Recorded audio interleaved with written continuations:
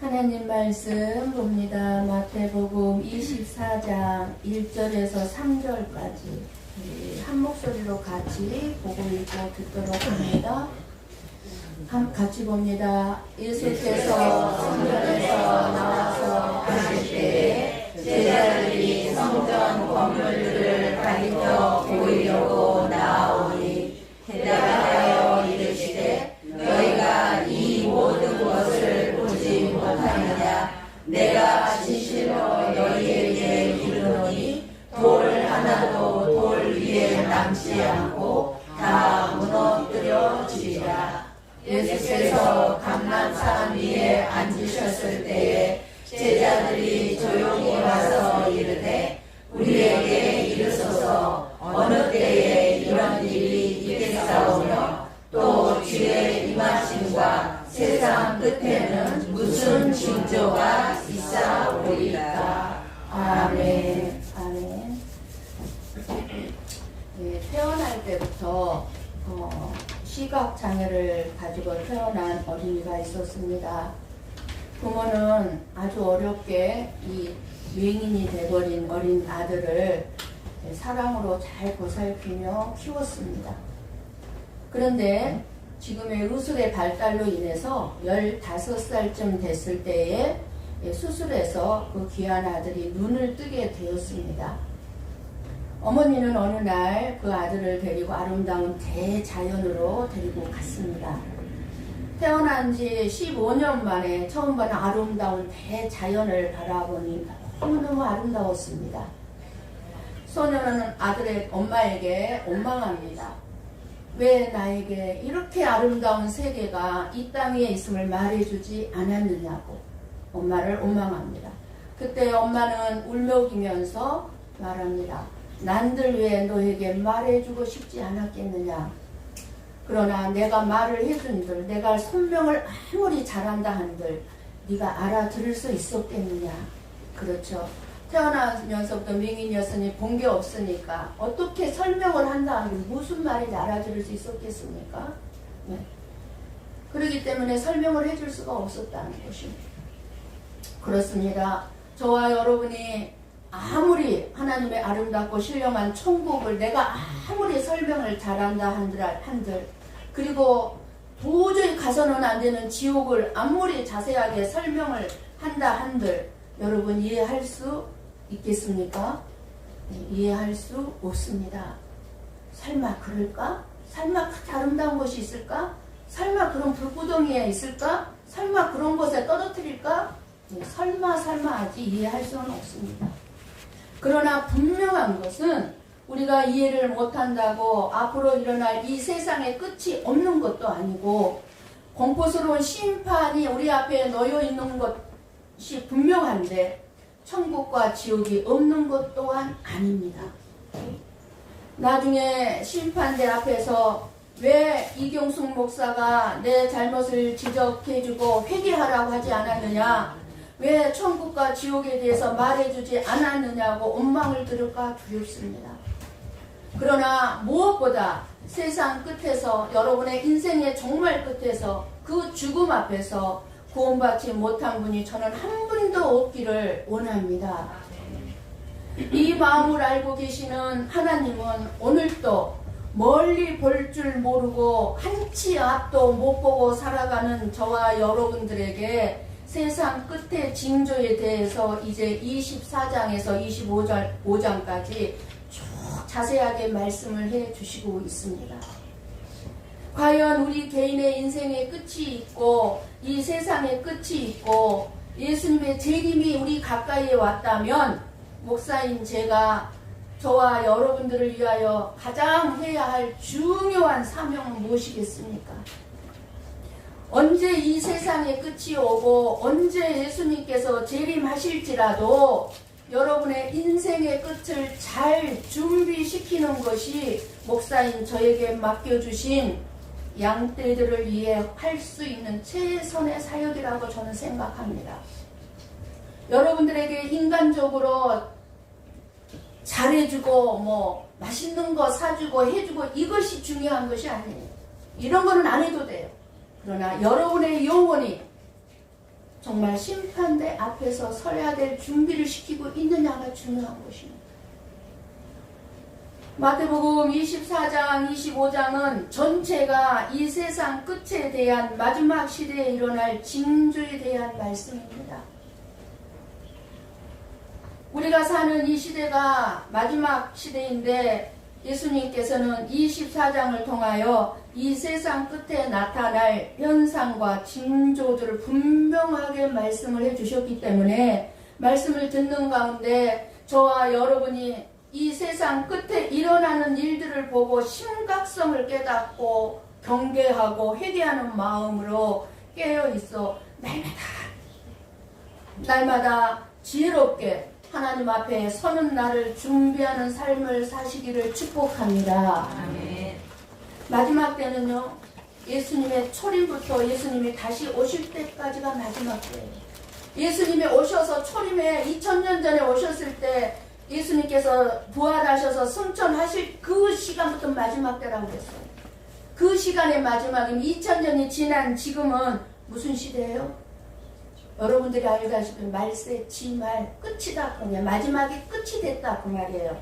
그런데 지금 우리가 살고 있는 이 마지막 시대가 교회의 시대요, 은혜 시대입니다. 은혜를 받을 수 있는 마지막 시대이다. 그 말이에요.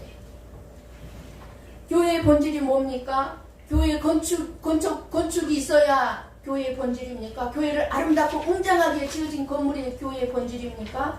아니죠. 교단도 아닙니다. 노회도 아닙니다. 목회자가, 담임 목사가 교회의 본질도 아닙니다. 예수 그리스도의 반석에, 즉 신앙 고백 위에 세워진 저와 여러분들이 교회입니다. 한 사람 한 사람이 교회입니다. 이런 믿음의 신앙 고백 위에 세워진 교회로서 올바른 신앙 고백이 저와 여러분에게 있는데 그런 저와 여러분들에게 죽음이 가까웠다면 여러분은 무엇을 가장 중요하게 생각하시겠습니까?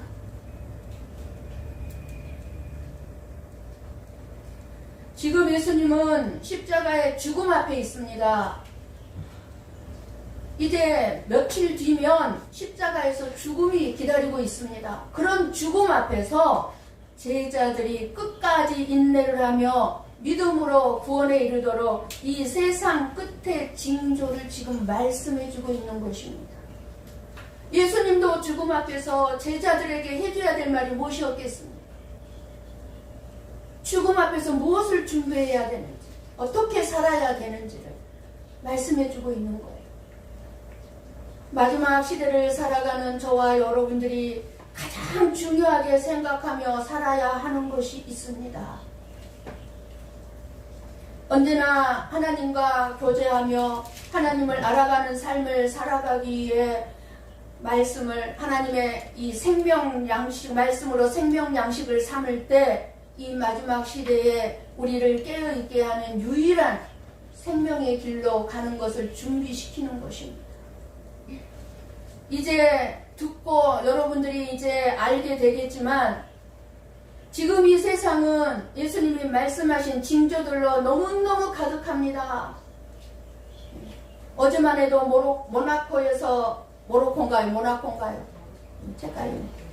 모로코인가요? 모로코에서 지진이 6.8이 났는데 지금 현재 2,000명이 죽었대요.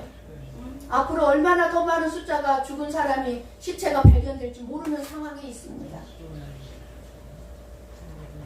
그래서 많은 사람들이 이 세상 끝에 대해서 관심이 많습니다.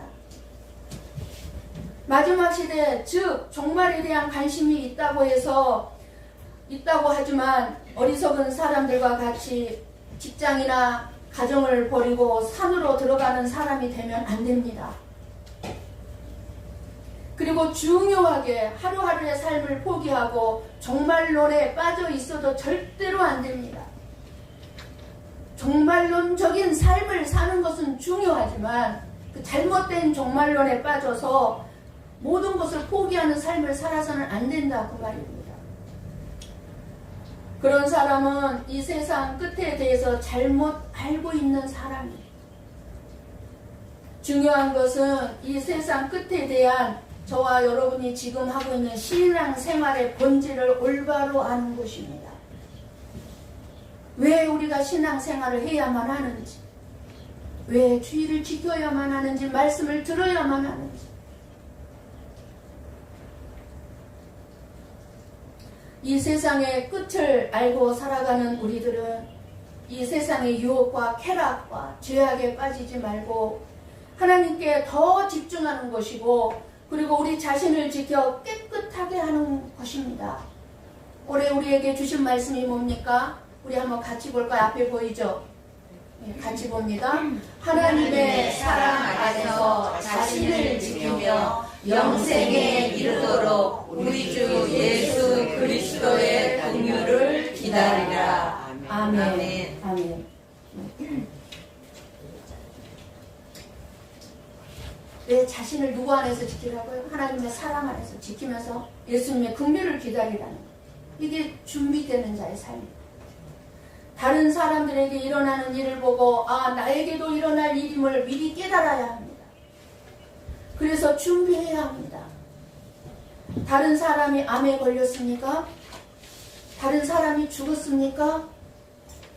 우리에게도 그런 일이 얼마든지 일어날 것을 알고 우리 자신들도 준비하셔야 합니다. 무엇을 준비해야 합니까? 하나님 앞에 서는 날을 준비해야 됩니다.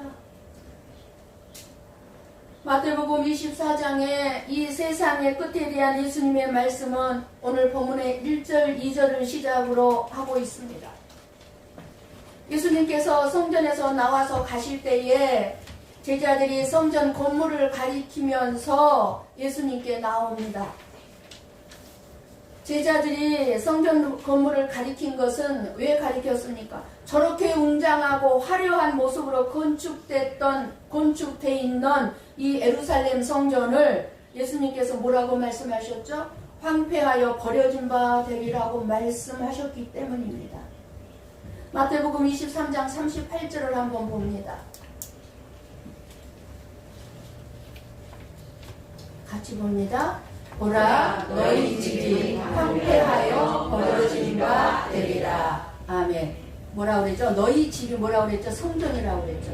성전이 황폐하여 버려진 바 되리라. 분명하게 말씀하셨습니다. 그러니까 이 말씀을 들은 제자들이 성전을 가리킨 것은 이렇게 화려하고 웅장하게 잘 지어진 성전이 황폐하게 되고 버려지는 것입니까? 하고 묻는 거예요. 마음으로 의문을 품고 예수님께 묻는 것입니다. 그때 당시 예루살렘 성전은 헤롯 왕이 유대인들의 환심을 사기 위해서 세워주었던 성전이었습니다. 그래서 예루살렘 성전은 이 유대인들의 집이었고 신앙의 중심지였어요. 삶의 중심지였어요, 성전이. 그리고 그들은 그 화려하고 웅장한 성전을 보면서 자긍심을 가졌어요. 저 성전이 무너지면 자기네 인생도 나라도 다 무너진다고 생각한 거였어요. 우리 한번 요한복음 2장 20절에서 21절 말씀을 봅니다. 함께 봅니다. 유대인들이 이르되 이 성전은 46년 동안의 지었거늘 네가 3일 동안에 일으키겠느냐 하더라. 그러나 예수는 성전된 자기 육체를 가리켜 말씀하신 것이라. 아멘. 무슨 말씀입니까? 20절을 좀 열어주세요. 예루살렘 성전은 46년이라는 긴 세월을 거쳐서 이렇게 웅장하게 건물을 세웠는데 이 46년 동안 지은 예루살렘 성전은 이 유대인들에게 자랑거리였죠. 그런데 그 성전에서 하나님께 예배하는 것을 특권으로 여겼던 이들이 예루살렘 성전이 황폐하여 버려진 바 되리라고 하니까 이 당시 제자들은 참된 성전이 무엇인가를 모르고 있었다는 것입니다. 예수님의 말씀을 듣고 이 화려하게 웅장한 성전이 진짜 성전인 줄 알았지 참된 성전이 무엇인지 몰라요. 지금 한국에도 얼마나 성전을 웅장하고 화려하게 지었습니까? 굉장한 자부심들을 갖죠. 그 교회 다니는 사람들은 그 성전을 보고. 그런데 참된 성전이 무엇인지 아느냐 그 말이에요.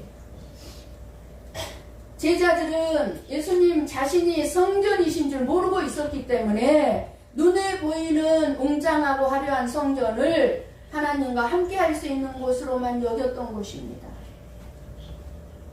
성전의 무너짐은 이스라엘의 무너짐을 의미하는 것과 다를 바가 없었기 때문에 제자들은 이 예루살렘 성전을 가리키면서 정말로 황폐하게 되고 버림받게 되는가를 지금 예수님께 묻고 있는 것입니다. 제자들의 이 의문을 깨트려 보신 예수님은 오늘 본문 2절에 대답을 해주십니다. 우리 한번 같이 다시 볼까요? 대답하여 이르시되 너희가 이 모든 것을 보지 못하느냐? 내가 진실로 너희에게 이르노니 돌 하나도 돌 위에 남지 않고 다 무너뜨려지리라. 아멘. 분명히 예수님 말씀하시죠. 돌 하나도 돌 위에 남지 않고 다 무너뜨려진다는 이 예수님의 말씀은 그대로 AD 70년경에 로마 티투스 장군에 의해서 그대로 이루어졌습니다. 돌 위에 돌 하나 남지 않고 완전하게 무너졌습니다. 예수님은 왜 성전의 무너짐을 예언하셨고 왜 예루살렘 성전이 무너져야만 했습니까? 하나님이 함께 계시는 곳이라면 무너뜨리지 말아야죠. 그런데 왜 무너져야만 했을까요? 이유는 이제 예수님 본인 자신이 참된 성전으로 이스라엘과 함께하고 계시기 때문입니다. 그러니까 참된 성전이 누구예요? 건물이 아니라 예수님이 참된 성전입니다. 그래서 저와 여러분 안에 예수님이 계시면 저와 여러분이 참된 성전입니다. 눈에 보이는 성전이 중심이 된 이 종교의 세계는 이제 무너지고 예수님이 중심이 된 새로운 믿음의 세계로 이제 교체되어야 했기 때문에 유대인들의 마음에 믿음의 기본으로 가지고 있었던 그 성전은 무너져야 할 수밖에 없었던 것입니다. 그 성전이 무너져야 참된 성전이신 예수님을 성전 삼기 때문에 그렇습니다. 오늘도 교회 건물이 비참하게 무너져 내릴 수 있다는 사실을 잊지 말고 우리는 분명히 기억해야 합니다. 교회 건물을 웅장하고 화려하게 지어놓고 이제 됐다, 우리가 하나님께 기쁨이 되드렸다고 생각하는 것은 잘못된 생각입니다. 그 안에 정말 예수 그리스도가 분명히 계시냐, 복음이 있느냐, 복음. 예수님이 AD 30년경에 이 말씀을 하셨다면 지금 예수님이 십자가에 죽기 전에 하셨으니까 33세에 돌아가셨잖아요. 30세부터 공생의 사역을 시작하셨으니까 그러면은 어쨌든 30년경에 이 말씀을 하셨다면 40년 후인 AD 70년에 이 말씀이 이루어졌습니다. 그러면 AD 30년부터 현재 올해가 몇 년입니까? AD 2023년입니다. 그러면 2000년의 시간이 흘렀습니다. AD 30년에서 올해가 23년이니까 근데 그때부터 30년대 AD 30년부터 마지막 시대였으니까 이 세대의 끝이 반드시 있을 것이지만 우리가 분명하게 알고 있어야 되는 것은 정확한 시간과 그 날은 하나님만 알고 있다는 것입니다. 이 세상 끝은 예수님의 재림의 시간. 우리는 다만 지금 예수님이 오실 때임을 이 시대에 일어나는 징조들을 보고 깨닫고 기름 등불을 준비했던 슬기로운 다섯 처녀들처럼 준비하는 일이 저와 여러분에게 지금 반드시 있어야 합니다. 아멘. 많은 성도들이 하나님 말씀의 애언과 징조에 관심이 없이 그저 지금 이 세상에만 빠져 살아가고 있습니다. 더 예수님 안에 더 가까이 나와야 됨에도 불구하고 수많은 성도들이 예수님을 지금 다 떠나가고 있습니다. 그렇다면 저와 여러분은 예수님의 재림을 준비하고 있는지 오늘 돌아보시기를 원합니다. 세상 사람들은 말할 것도 없고 믿는 자들이라고 하는 성도들도 그저 이 세상의 부와 즐거움, 쾌락을 추구하고 예수 그리스도를 믿는 척만 하고 있지 여전히 세상의 가치관을 그대로 받아들이고 내가 지금 걸어가고 있는 삶의 목적지를 알지 못한 채 다른 사람들이 뛰면 자기도 같이 뛰는 거예요. 왜 뛰는지도 모르고. 그렇게 살아가고 있어요. 사람들이 지금. 그러면서도 자기 인생이 미련한 인생을 살고 있다는 것을 전혀 깨닫지 못합니다. 그저 남들과 같이 잘 먹고 잘 살지 못하는 것, 그저 세상의 가치관에 빠져서 원망하고 불평하고 자기 인생을 비관하고 살아가고 있을 뿐이에요. 자기 인생의 목적지를 모르니까 수많은 사람들이 지금 다 우울증에 빠져 있습니다. 왜 우울증에 빠집니까? 내 인생의 목적을 모르기 때문에 그러는 거예요. 그걸 찾느라고. 내 인생의 목적을 찾느라고 우울증에 빠지는 거예요.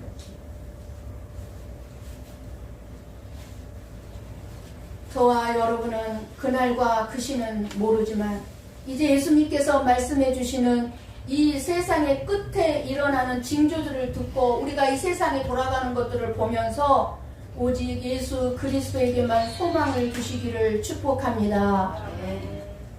누가복음 12장 20절 21절 말씀을 봅니다. 같이 봅니다. 하나님은 이르시되 어리석은 자여 오늘 밤에 내 영혼을 도로 찾으리니 그러면 내 준비한 것이 누구의 것이 되겠느냐 하셨으니 자기를 위하여 재물을 쌓고 하나님께 대하여 부여하지 못한 자가 이와 같으니라. 아멘. 20절 다시 한번 읽어보세요. 누가 어리석은 자래요? 다 준비를 해놨는데 오늘 밤에 내가 하나님 내 영혼 찾으면은 네가 준비한 건 누구 것이 되겠느냐? 오늘 밤 내 영혼을 찾을 것이다. 누구에게 해주신 말씀이었죠? 인색한 부자에게 말씀하셨지만 저와 여러분에게 하시는 경고입니다. 오늘 우리는 준비되어 있어야 할 것입니다. 내일은 약속되어 있지 않습니다. 우리의 날도 아닙니다. 오늘 이 순간이 우리의 날일지언정 내일은 우리의 날이 아닙니다. 언제 어느 순간에 우리의 생명을 하나님께서 거두어 가실지 모릅니다. 제자들은 주님의 임하심과 세상 끝에는 무슨 징조가 있습니까? 하고 묻습니다. 예수님께서는 이 세상의 끝날이 언제인지는 정확하게 말씀하지 않으셨지만 이 세상 끝이 되면 어떤 일들이 일어날 것이다 하는 것에 대해서는 분명하게 우리에게 말씀해 주고 계십니다. 이 세상 끝에는 교회와 가정과 사회가 타락하고 환경이 파괴되고 지진과 전쟁으로 기근이 끝이 없이 일어난다고 말씀합니다. 그런데 이러한 기근, 지진, 전쟁으로 끝나는 것이 아니라는 것입니다. 이제 그것은 마지막 시대의 시작에 불과하다네요. 시작. 지금 일어나고 있는 이 세상의 환경 파괴, 재앙, 자연 재앙들을 보면서 이제 시작이라는 거, 이제 시작. 그럼 앞으로 일어날 일들은 얼마나 무서운 재앙들이 일어나겠습니까? 이러한 사건들이 우리에게 증거하고 있는 것은 세상은 영원하지 않다는 것입니다. 이 세상에 가치 있는 것으로 평가할 것은 아무것도 없다는 것을 우리에게 말씀해주고 있습니다. 이런 세상의 끝의 징조들은 이 세상의 역사 속에 끊임없이 지금까지 일어났던 것이지만 세상 끝이 왔다는 것은 그러한 것들의 강도와 빈도가 지금 무섭게 변화되고 있다는 것을 우리 눈으로 보고 알고 있지 않습니까? 지금이 시작이라면 앞으로 이제 기근이든 전쟁이든 지진이든 환경 파괴, 환경 재앙이든 얼마나 무지무지하겠습니까?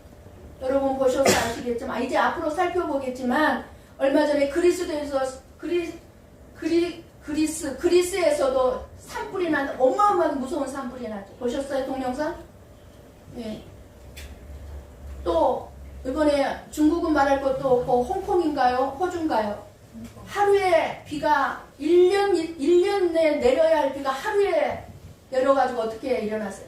완전히 초토화돼 버렸어요. 물로 비 피해로. 더 무서운 재앙들이 일어난다 그 말이에요.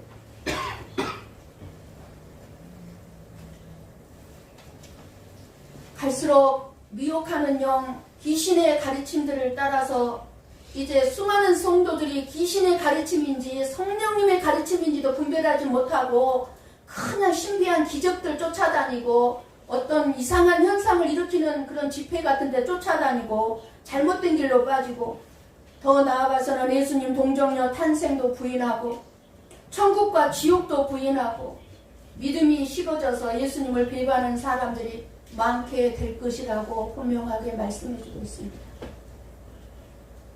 마지막 시대에 믿음 있는 자가 있겠느냐? 없다는 것입니다. 그러므로 우리는 이러한 마귀의 유혹을 물리치고 오직 길이요 진리요 생명이신 예수 그리스도 안에서 우리는 날마다 잠들기 전에 회개하면서 성령 충만한 생활을 해야 할 것입니다. 날마다 잠들기 전에 회개 기도하십시오. 그게 준비된 삶이에요. 예수님께서 언제 재림하실지 아무도 모르기 때문에 슬기로운 다섯 처녀처럼 항상 기름을 준비하고 깨어 있어야 하는 것입니다. 여기서 기름을 준비한다는 것은 항상 성령 충만하고 말씀으로 충만해서 하나님을 사모하면서 사는 것을 의미합니다. 그냥 없이 예수님만을 사모하는 거 말씀합니다. 베드로전서 4장 7절 말씀을 같이 봅니다. 만물의 마지막이 가까이 왔으니 그러므로 너희는 정신을 차리고 근신하여 기도하라. 아멘.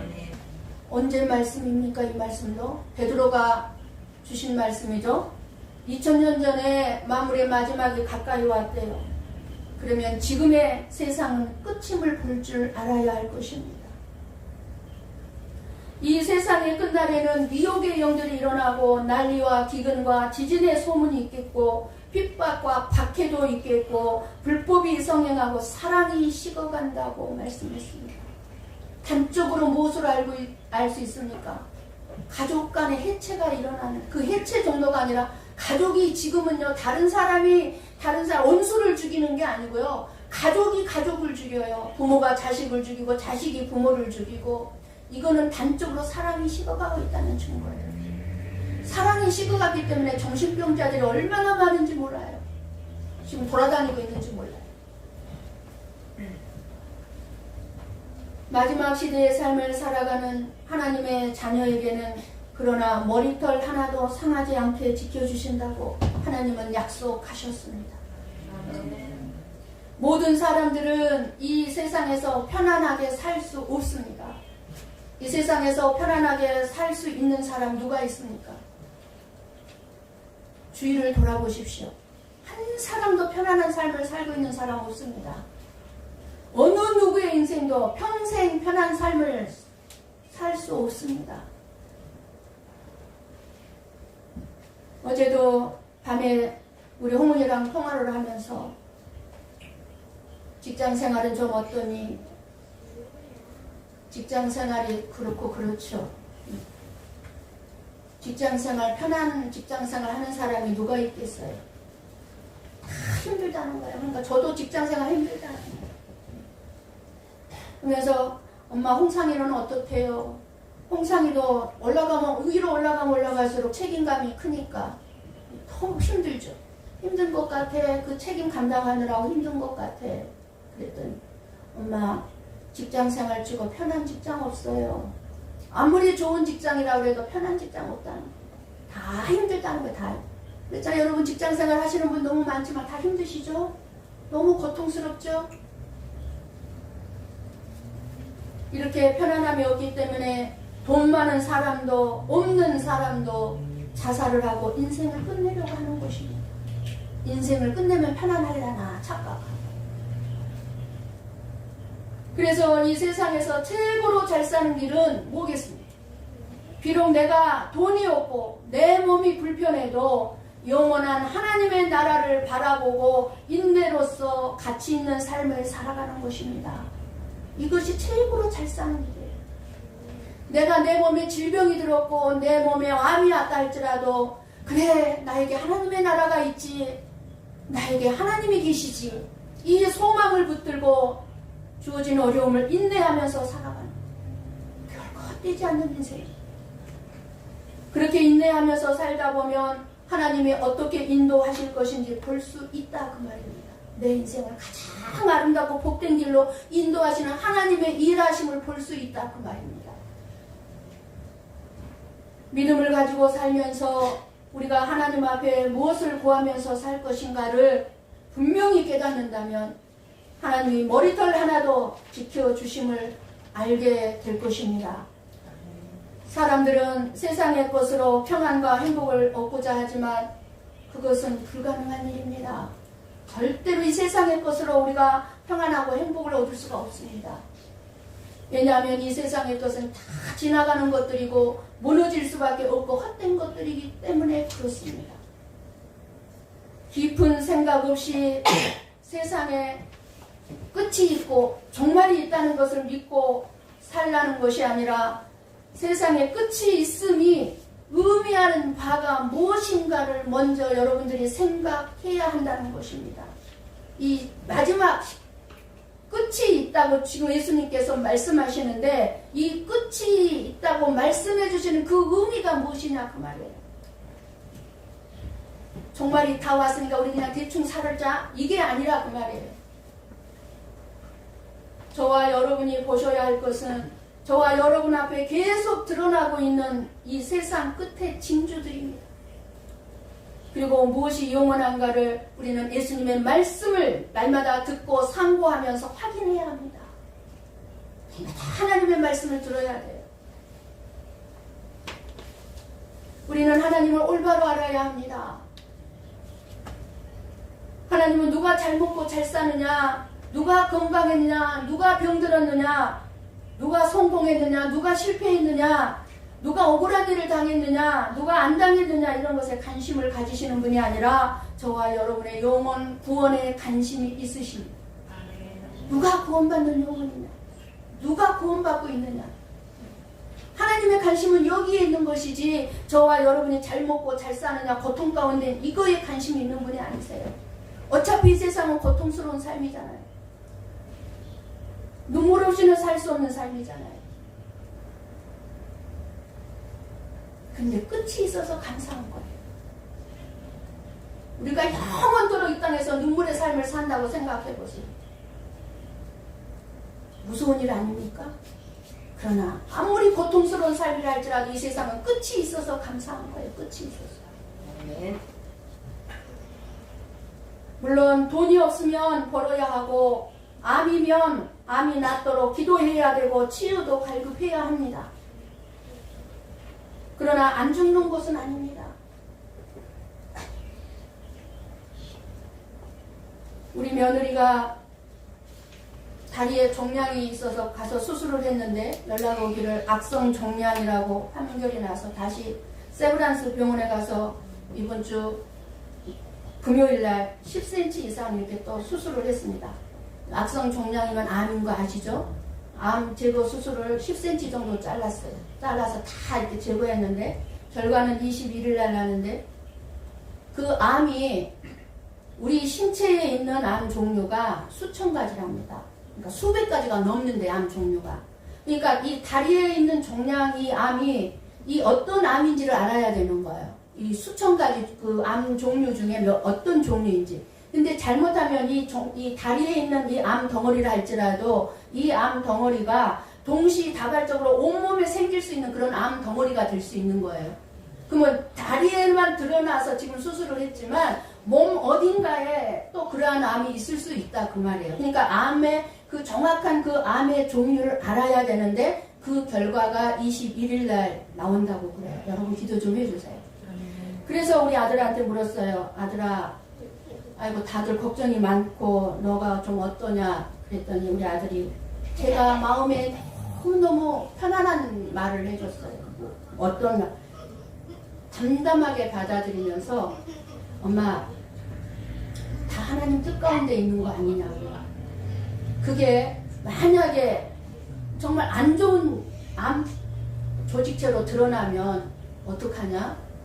그랬더니 우리 같이 기도해야 될 부분이겠는데 어떡하냐? 그랬더니 아들이 하나님께서 선한 계획 속에 있는 것을 믿는다는 거.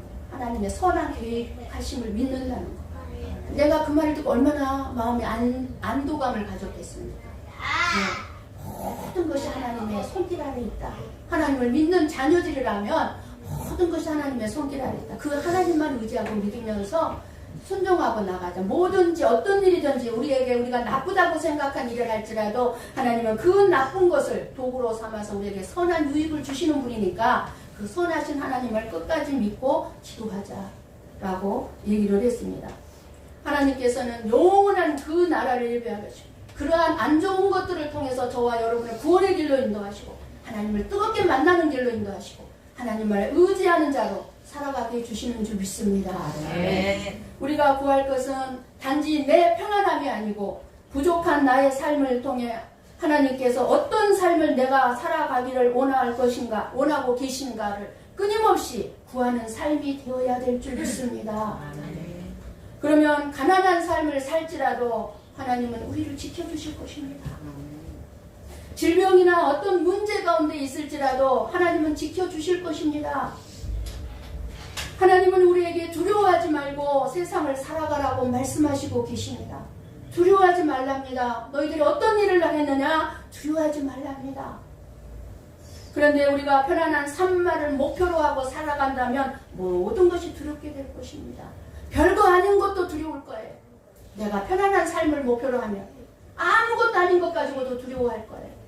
그러나 나의 삶의 목적이 분명하다면 어떤 어려운 고통의 문제들이 있다 할지라도 결코 두렵지 않을 것입니다. 그러나 우리는 이렇게 고백해야 될 줄 믿습니다. 힘들어도 괜찮습니다. 내 삶에 고난이 있어도 괜찮습니다. 이런 고백을 한다면 이 세상의 끝이던 내 인생의 죽음이 내 앞에 다가왔던 모든 두려움이 사라지는 것을 경험하게 될 것입니다. 오직 하나님의 생명의 말씀을 우리 마음에 새겨서 예수 그리스도 안에 거하는 저와 여러분의 삶이 무너지지 않는 성전이 되는 삶이 되시기를 주님의 이름으로 간절히 축원합니다. 기도하겠습니다.